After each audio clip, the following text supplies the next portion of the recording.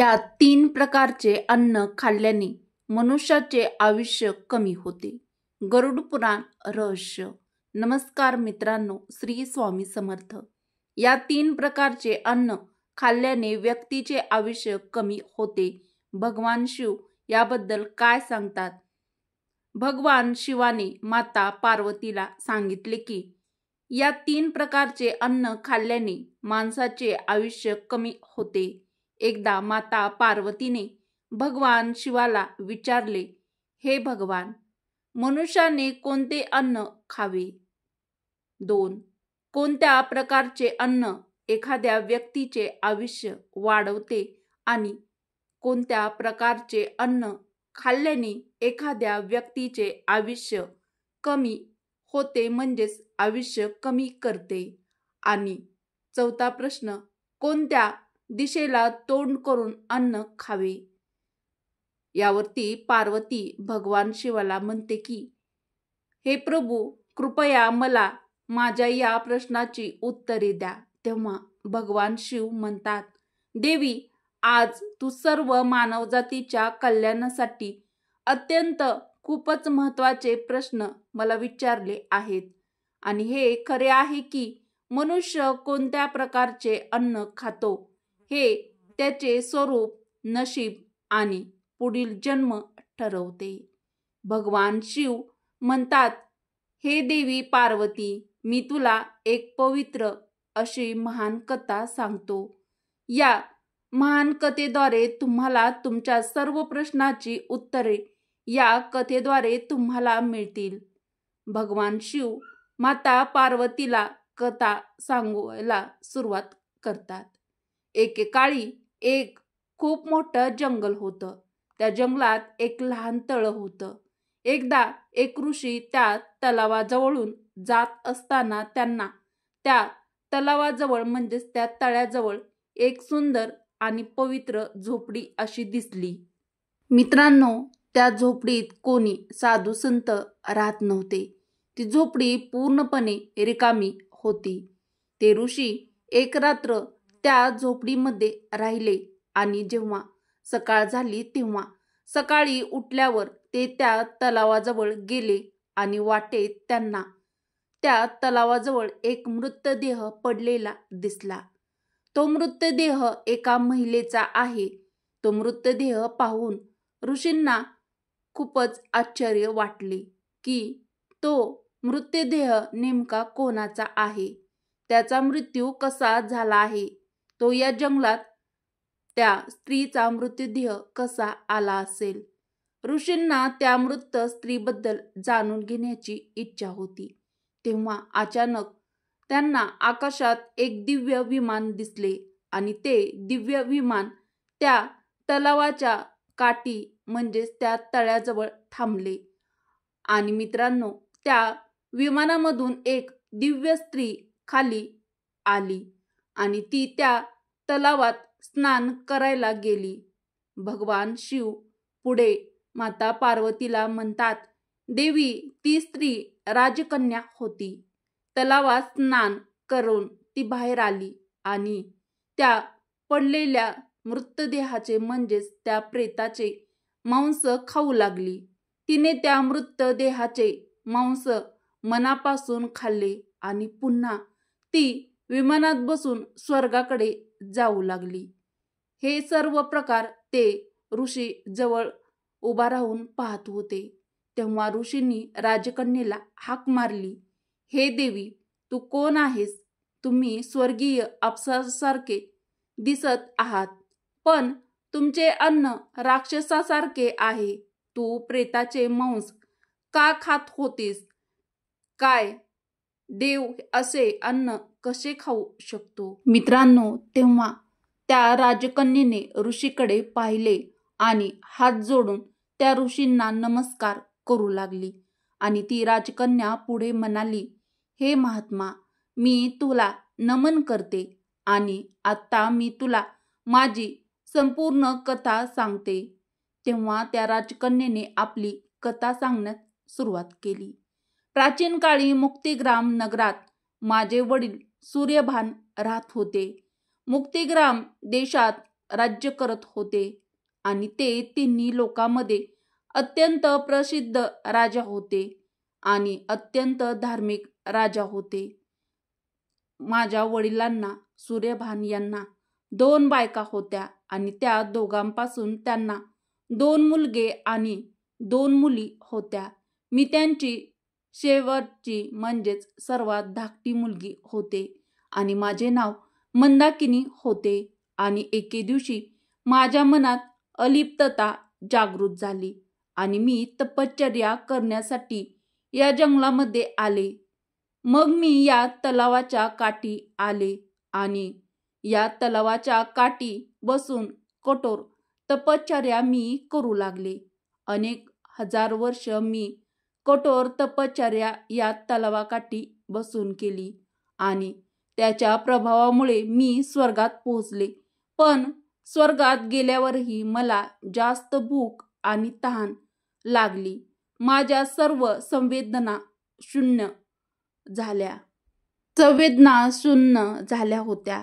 मग मी स्वर्गीय जगातील सर्वश्रेष्ठ देव धर्मराज यांना विचारले, हे धर्मराज, मी ऐकले आहे की स्वर्गीय जगात कोणत्याही प्राण्याला भूक किंवा तहान लागत नाही. मग मला भूक आणि तहान का लागत आहे किंवा लागली आहे? तो मला म्हणजेच भूक आणि तहान का सोडत नाही? कृपया मला सांगा, मी कोणते अन्न खावे? तेव्हा धर्मराज म्हणाले, हे राजकन्ये, पृथ्वीवर दान केल्याने या जगात भूक तहान यापासून मुक्ती मिळते. पण तुम्ही आयुष्यात कधीही दान केले नाही. पुढे धर्मराज म्हणतात की, हे राजकन्ये, तुम्ही कोणत्याही भिकाऱ्याला भिक्षा दिली नाही. राजवाड्यामध्ये राहूनही तुम्ही दारात आलेल्या ब्राह्मणाला कधीही अन्न दिले नाही. तुम्ही नेहमी योग्य आहार घेतला, पण तुम्ही नेहमी अंघोळ न करता अन्न खाल्ले आणि जेवण सुरू करण्यापूर्वी तुम्ही देवाचे आभार मानले नाही. तुम्ही ते स्वादिष्ट अन्न इतरांना न देता स्वतःच सेवन केले. या कारणास्तव तू हे घोर पाप केले आहेस. म्हणून तुला स्वर्गाची उपासमार सहन करावी लागत आहे. यात असताना सुद्धा म्हणजेच स्वर्गामध्ये असताना सुद्धा तुम्हाला भूक आणि तहान लागत आहे. तुम्ही अनेक प्रकारचे पदार्थ एकट्याने खाल्ले आहेत. अनेक प्रकारचे पदार्थ तुम्ही एकट्यानेच खाल्ले, ते तुम्ही इतरांना कधीच दिले नाही, ज्यामुळे तुमचे शरीर निरोगी झाले पण तुमचे पुण्य कमी झाले. आता तुमच्यासाठी एकच उपाय आहे. त्या तलावाजवळ तुमचा मृतदेह पडला आहे. तुम्ही त्याचे मांस खाऊन भूक भागवा. पुढे भगवान शिव पार्वतीला म्हणतात, हे देवी पार्वती. जेव्हा ती धर्मराज त्या देवीला असे सांगितले तेव्हा ती राजकन्या म्हणाली, हे धर्मराज, मी तुमचे शरीर खाल्ल्यानंतर माझे काय होईल? त्यानंतर मी काय खाणार? माझ्यासाठी खाण्यासाठी काहीच उरणार नाही. कृपया असे काही अन्न सुचवा जे मी खाल्ले की भूक भागेल आणि जे अन्न कधीच संपणार नाही. तेव्हा धर्मराज म्हणतात, हे राजकन्ये, मी तुझे शरीर अक्षुण्ण केले आहे. तू रोज ते खाशील तरीही ते संपणार नाही. दुसऱ्या दिवशी ती पुन्हा ताजे म्हणजेच ते मृतदेहाचे मांस शरीर ताजे होईल. त्या मृत शरीराचा भाग पुन्हा भेटतील तुला खायला आणि आपले पुन्हा तू ते मांस खाऊ शकाल. तुमच्या शरीराचे मांस खाऊन 200 वर्ष उलटून गेल्यावर एके दिवशी महर्षी भारद्वाज त्या वनात येतील आणि त्यांच्याद्वारे तुम्हाला या पापामधून मुक्तता मिळेल. अशा रीतीने राजकन्येने महर्षी भारद्वाजांना संपूर्ण गोष्ट सांगितली आणि म्हणाली, हे ऋषी, माझे शरीर कधीही नष्ट होत नाही आणि मी दररोज येऊन माझ्या शरीराचे मांस खाते. महर्षी भारद्वाज येथे कधी येऊन मला या दुःखातून कधी मुक्त करतील कुणास ठाऊक. मी असा विचार करू लागले असं ती राजकन्या त्या ऋषीला सांगत आहे. त्याला 200 वर्ष उलटून गेली आणि आजही मी त्यांची वाट पाहत आहे. राजकन्येचे हे ऐकून बोलणे महर्षी भारद्वाज म्हणाले, ठीक आहे, हे तुमचे भाग्य आहे की मी इथे आलो आहे. मी महर्षी भारद्वाज आहे. मला सांगा की मी तुम्हाला कशी मदत करू शकतो. मित्रांनो, व्हिडिओमध्ये पुढे जाण्याआधी व्हिडिओला एक लाईक अवश्य करा व कमेंट बॉक्समध्ये श्री स्वामी समर्थ किंवा जय श्रीकृष्ण टाईप करायला विसरू नका. मित्रांनो, तेव्हा राजकन्या खूप आनंदित झाली आणि महर्षी भारद्वाजांच्या पाया पडली. राजकन्या म्हणाली, हे मुनिवर, मला या घृणास्पद अन्नापासून मुक्त करा आणि ज्या पापामुळे मला हे मिळाले आहे त्यापासून देखील मला मुक्त करा, जेणेकरून मी भारद्वाजापर्यंत पोहोचू शकेल. माझ्यावर कृपा करा. राजकन्येचे दुःखद शब्द ऐकून त्या ऋषींना तिची दया आली, कारण राजकन्येने महर्षी भारद्वाजांच्या हातावर दिव्य अलंकार ठेवला. त्याच वेळी तिचे मृत शरीर अदृश्य झाले आणि ती त्या पापातून मुक्त झाली. आणि मग महर्षी भारद्वाजांची परवानगी घेऊन पुन्हा ती राजकन्या त्या दिव्य विमानामध्ये बसून स्वर्गामध्ये गेली. अशा प्रकारे दान करण्याच्या बंधनातून राजकुमारीची मुक्तता झाली. पुढे भगवान शिव म्हणतात, हे देवी पार्वती, असे अयोग्य अन्न खाल्ल्यामुळे त्या राजकन्येला स्वर्गामध्ये राहूनही समाधान मिळाले नाही आणि तिला पृथ्वीवर येऊन स्वतःचे मांस खावे लागले. मित्रांनो, तुम्ही आणखीन पण आपल्या मराठी मंगल या चॅनलला सबस्क्राईब केलं नसेल तर नक्की करा, कारण आपण आपल्या चॅनलवरती छान छान आणि वेगवेगळ्या माहितीपूर्ण आध्यात्मिक व्हिडिओ आणतच असतो. पुढे भगवान शिव पार्वतीला म्हणतात, हे देवी, आता मी तुला भोजनाचे नियम सांगतो, तू ते लक्षपूर्वक काळजीने ऐक. जेवायला सुरुवात करण्यापूर्वी थोडेसे अन्न जमिनीवर ठेवावे, जेणेकरून देव, प्राणी, पक्षी, कीटक हे सर्व आपल्या कर्माच्या बंधनाने बांधले जातात, जेणेकरून त्यांना अन्न मिळेल. जेवताना दारात पाहुणे आले तर त्यांचे स्वागत करा आणि त्यांना जेवायला देखील बसवावे. त्यांचा आदर सत्कार करावा. नंतर त्यांना आदराने भोजन देऊन त्यांचा निरोप द्यावा, कारण ज्यांच्या घरी पाहुणे दुःखी होऊन परततात त्याला त्याची पापे देतात आणि त्यांचे पुण्य ते हरण करतात. तर मित्रांनो, भगवान शिव यांनी सांगितलेली ही अत्यंत महत्त्वाची व अत्यंत फायद्याची गोष्ट नेहमीच लक्षात ठेवा. भगवान शिव म्हणतात की एखाद्या व्यक्तीने नेहमी विवाहित मुली, गर्भवती महिला आणि घरात राहणाऱ्या वृद्धांना जेवण दिल्यावरच अन्न खावे. हे सर्व न करता जो स्वतः अगोदर अन्न खातो त्याचे अन्न पाप होते आणि असा मनुष्य नरकामध्ये जातो. जर एखाद्या व्यक्तीने स्नान न करता अन्न खाल्ले तर त्याचे अन्न विष्ठेसारखे होते. जो मनुष्य दान न करता अन्न सेवन करतो त्याचे अन्न विषासारखे होते. माणसाने अन्नाचा पहिला भाग नेहमी अग्नीला प्रथम अर्पण करूनच खावा आणि एकाग्रतेने अन्न खावे. भगवान शिव पुढे म्हणतात की पूर्व दिशेला बसूनच भोजन केल्याने मनुष्य रोग आणि मानसिक तणावापासून, त्रासापासून मुक्त होतो. आजारी वृद्धांनी पूर्वेकडे तोंड करून अन्न खावे, यामुळे त्यांचे आरोग्य सुधारते, कारण पूर्व दिशेला उगवत्या सूर्याची दिशा आहे असं आहे आणि सूर्यदेव शक्ती, आरोग्य आणि दीर्घायुष्य प्रदान करतात. ज्ञानाची इच्छा असणाऱ्या व्यक्तीने उत्तरेकडे तोंड करून अन्न खावे, कारण उत्तर दिशा ही देवी सरस्वतीची दिशा आहे. आणि लक्षात ठेवा, दक्षिणेकडे तोंड करून अन्न कधीच चुकूनही खाऊ नका, कारण दक्षिण दिशा ही मृत्यूची दिशा आहे. दक्षिण दिशेला तोंड करून अन्न खाल्ल्याने तुमचे आयुष्य कमी होते. तुटलेल्या भांड्यामध्ये चुकूनही कधीच अन्न खाऊ नये, कारण तुटलेले भांडे म्हणजेच दुर्दैवाला आमंत्रण देते. अन्न हे नेहमी स्वच्छ आणि नीटनेटके ताटामध्ये खावे.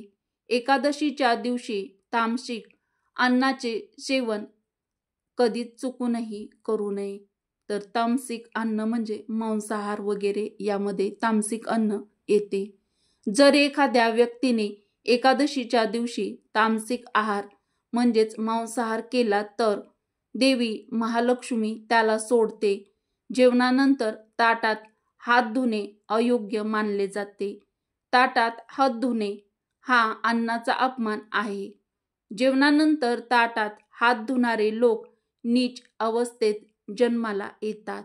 लक्षात ठेवण्याची अत्यंत व सर्वात महत्त्वाची गोष्ट म्हणजे बेडवर बसून व्यक्तीने कधीही जेवण करू नये. असं केल्याने व्यक्तीला अनेक प्रकारचे आजार, रोग होऊ शकतात. पुढे भगवान शिव माता पार्वतीला सांगतात की अन्न हे नेहमी जमिनीवर बसूनच खावे म्हणजेच घ्यावे. जेवताना दिशाकडे लक्ष देणे अत्यंत महत्त्वाचे व आवश्यक आहे. जेवताना चुकीच्या दिशेने बसून किंवा चुकीच्या दिशेने तोंड केल्यास व्यक्तीला प्रतिकूल परिणाम भोगावे लागतात किंवा त्या व्यक्तीवरती प्रतिकूल परिणाम होतात. भगवान शिव म्हणतात, ज्या अन्नावर कोणी पाऊल टाकले आहे किंवा कोणी पाहून टाकले आहे ते कधीही खाऊ नये. असे अन्न अशुद्ध होते, ते जनावरांना दिले पाहिजे. इतरांनी दूषित केलेले अन्न खाल्ल्याने माणसाचे आयुष्य कमी होते आणि त्याच्या शरीरात विविध प्रकारचे रोग उद्भवतात किंवा त्याला विविध प्रकारचे रोग होऊ शकतात. भगवान शिव म्हणतात, देवी पार्वती माणसाने इतरांसाठी दिलेले अन्नही खाऊ नये. देवी अन्नपूर्णा अशा व्यक्तीवर रागावते जी इतरांकडून अन्न हिसकावून घेते किंवा कोणालाही देतात ते अन्न जो व्यक्ती स्वतः सेवन करतो. माणसाने नेहमी राग न ठेवता अन्न खावे. रागाच्या अवस्थेत म्हणजेच रागाच्या भरामध्ये कधी चुकूनही भोजन न करावे. हा अन्नाचा अपमान आहे आणि यामुळे अनेक रोग उद्भवतात. मन इतरत्र असेल तरीही अन्न खाऊ नये म्हणजेच अशा वेळी भोजन करू नये. आणि संतप्त मनाने अन्न खाणे अशुभ आहे. भगवान शिव म्हणतात, देवी पार्वती माणूस चप्पल आणि चपला घालून जे अन्न खातो त्याला राक्षसी अन्न म्हणतात. पुढे भगवान शिव म्हणतात की मध्यरात्री आणि दुपारच्या वेळीही अन्न खाणे अशुभ मानले जाते. शास्त्रानुसार पतीने जेवण उरकल्यानंतरच पत्नीने अन्न घ्यावे म्हणजेच भोजन करावे. पती घरापासून जर दूर असेल तर अशा वेळी पत्नीने पतीचे ध्यान करूनच भोजन करावे. यामुळे पतीचे आयुष्य दीर्घायुषी होते आणि स्त्रीचे सदैव वैवाहिक जीवन चांगले राहते. पतीच्या आधी भोजन करणे शास्त्रात अशुभ मानले गेले आहे, त्यामुळे पतीचे आयुष्य कमी होते.